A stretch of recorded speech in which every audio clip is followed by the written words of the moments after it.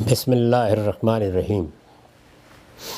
عن ابی ہریرہ عن النبی صلی اللہ علیہ وسلم قال بینما رجل یمشی علی طریق وجد غصن الشوق کان یؤذی الناس فقال لارفعن ھذا لعل اللہ یغفر لی بہ فرفعہ غفر اللہ بہ وادخلہ الجنہ۔ یہ مسند احمد کی روایت ہے اور 10,081 رقم ہے اس کا۔ ترجمہ یہ ہے کہ ابو ہریرہ رضی اللہ عنہ سے روایت ہے کہ نبی صلی اللہ علیہ وسلم نے فرمایا، ایک آدمی کہیں چلا جا رہا تھا کہ اس نے راستے میں ایک کانٹوں بھری ٹہنی دیکھی جو لوگوں کے لیے تکلیف کا باعث بن رہی تھی۔ اس نے کہا میں اس کو ضرور ہٹاؤں گا، یعنی آپ راستے میں جا رہے ہیں، اس میں ایک خاص چیز کو ملحوظ رکھیے کہ سفر میں آپ اونٹ پر ہیں، آپ گھوڑے پر ہیں، آپ سواری سے اتریں گے تو تبھی اٹھائیں گے، تو آدمی اس میں بعض اوقات مشقت میں بھی پڑتا ہے۔ پیدل چلتے ہوئے بھی کوئی چیز نظر آئی تو آپ سفر کو روکیں گے، ٹھہر جائیں گے، تبھی کسی رکاوٹ کو یا اس طرح کی کسی چیز کو دور کریں گے۔ تو نبی صلی اللہ علیہ وسلم نے فرمایا، ایک آدمی کہیں چلا جا رہا تھا کہ اس نے راستے میں ایک کانٹوں بھری ٹہنی دیکھی جو لوگوں کے لیے تکلیف کا باعث بن رہی تھی۔ کسی کے اونٹ کی ٹانگ سے الجھ گئی، کسی کے کجاوے سے الجھ گئی، ایک ٹہنی ہے، ہو سکتا ہے کہ پیدل چلتے ہوئے کہیں کانٹا ہی چبھ جائے یا کسی کے کپڑے سے الجھ جائے، تکلیف کا باعث بن رہی تھی۔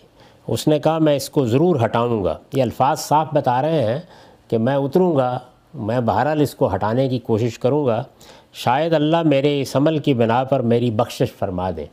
ایک بندہ مومن کے دل میں ہر اچھے عمل کے ساتھ یہ آرزو پیدا ہوتی ہے، اس لیے کہ یہ دنیا امتحان کی دنیا ہے۔ اللہ تعالیٰ سے جب انسان کو یہ ہدایت میسر آ جاتی ہے کہ میں یہاں ابتلا میں ڈالا گیا ہوں، تو پھر ہر لمحے ہر موقع اوپر انسان یہ محسوس کرتا ہے کہ میں کوئی ایسا عمل کر لوں جس کے نتیجے میں میرے گناہ، میری خطائیں معاف ہو جائیں، کیونکہ خطائیں ہو جاتی ہیں، گناہ ہو جاتے ہیں۔ انسان کا مسئلہ یہ ہے کہ اسے دوسروں کے ساتھ معاملات پیش آتے ہیں، اس کے اندر جذبات کا بھی ایک طوفان بعض اوقات اٹھ کھڑا ہوتا ہے اور خواہشات کا بھی ایک سیلاب اندر سے امٹ پڑتا ہے۔ یہ چیزیں انسان کا، بڑے سے بڑے انسان کا احاطہ کر لیتی ہیں۔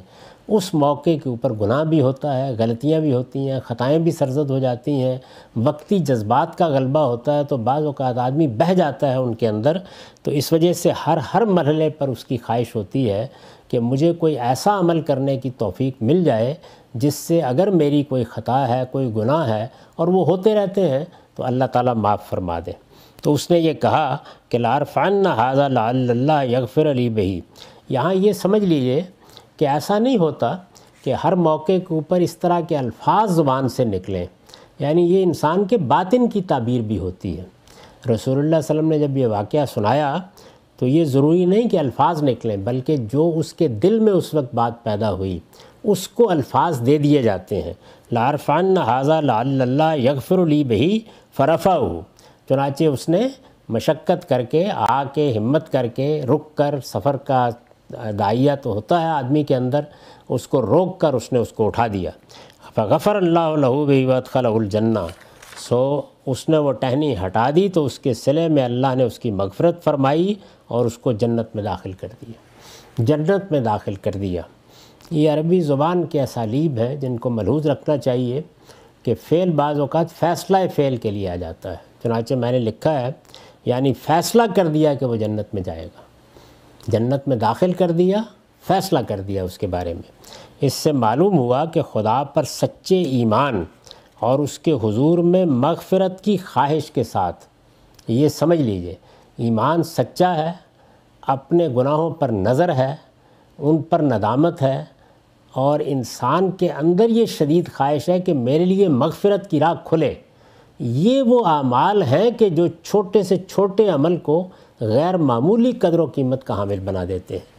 تو یہاں کیا ہوا ہے؟ اس سے معلوم ہوا کہ خدا پر سچے ایمان اور اس کے حضور میں مغفرت کی خواہش کے ساتھ چھوٹے سے چھوٹا نیکی اور خیر کا کام بھی آدمی کو جنت میں لے جانے کا سبب بن سکتا ہے، جنت میں لے جانے کا باعث بن سکتا ہے۔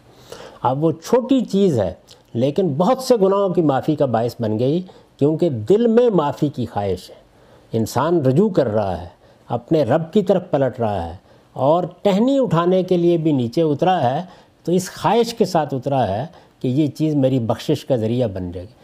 یہ تصور پیدا ہونا، یہ خیال پیدا ہونا، اس خیال کا انسان کے دل و دماغ کا احاطہ کرنا، اس کی بنیاد پر چھوٹی چھوٹی چیزوں کے معاملے میں بھی اس کے دل میں اس خواہش کا پیدا ہونا، یہ ایک پورے رویے اور کردار کو بیان کرتا ہے۔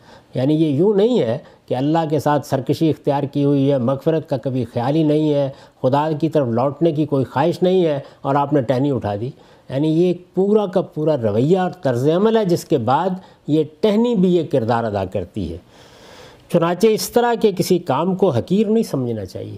یعنی اب اس سے سبق کیا ملا کہ نیکی چھوٹی سے چھوٹی بھی ہو، اور آدمی اگر نیکی کرنے کا خواہاں ہے اور نیکی پر خدا کی بخشش کا امیدوار ہے تو اسے اس کا موقع کھونا نہیں چاہیے۔ چنانچہ اس طرح کے کسی کام کو حقیر نہیں سمجھنا چاہیے، بلکہ آگے بڑھ کر انجام دینے کی کوشش کرنی چاہیے۔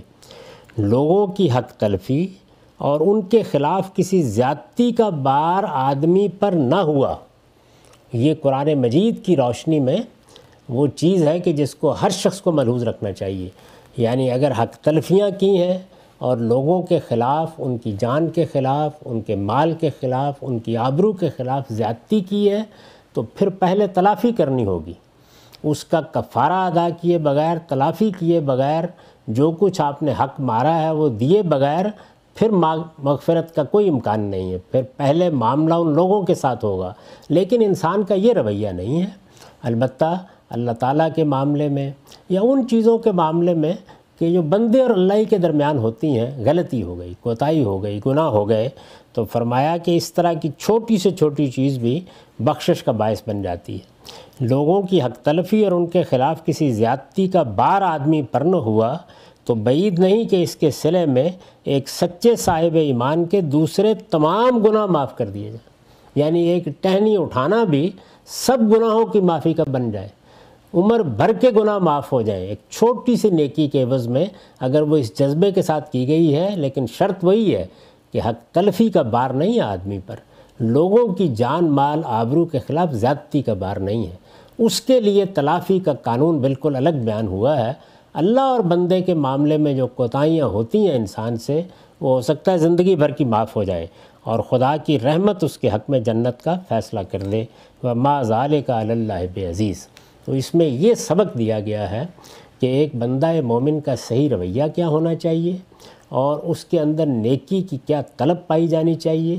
نیکی کی خواہش کے ساتھ، نیکی کی طلب کے ساتھ اس کو ہمیشہ یہ ملحوظ رکھنا چاہیے کہ میری ایک ایک چیز اللہ کے ہاں غیر معمولی قدر و قیمت پا سکتی ہے اگر میں رویہ درست رکھوں، میں اپنے آپ کو درست جگہ پہ رکھوں، اس صراط مستقیم کو اختیار کیے رکھوں جو اللہ نے میرے لیے واضح کی ہے، لوگوں کی حق تلفی نہ کی ہو اور کسی کی جان مال آبرو کے خلاف زیادتی نہ کی ہو، تو پھر گناہوں کی معافی کے ہر طرف اللہ تعالیٰ نے مواقع پھیلا دیے ہیں۔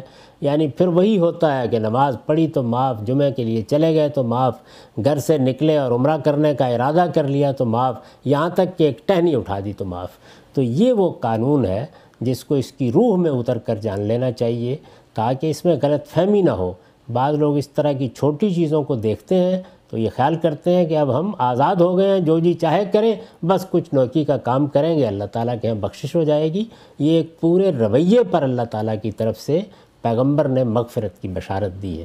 وآخر دعوانا الحمدللہ رب العالمین۔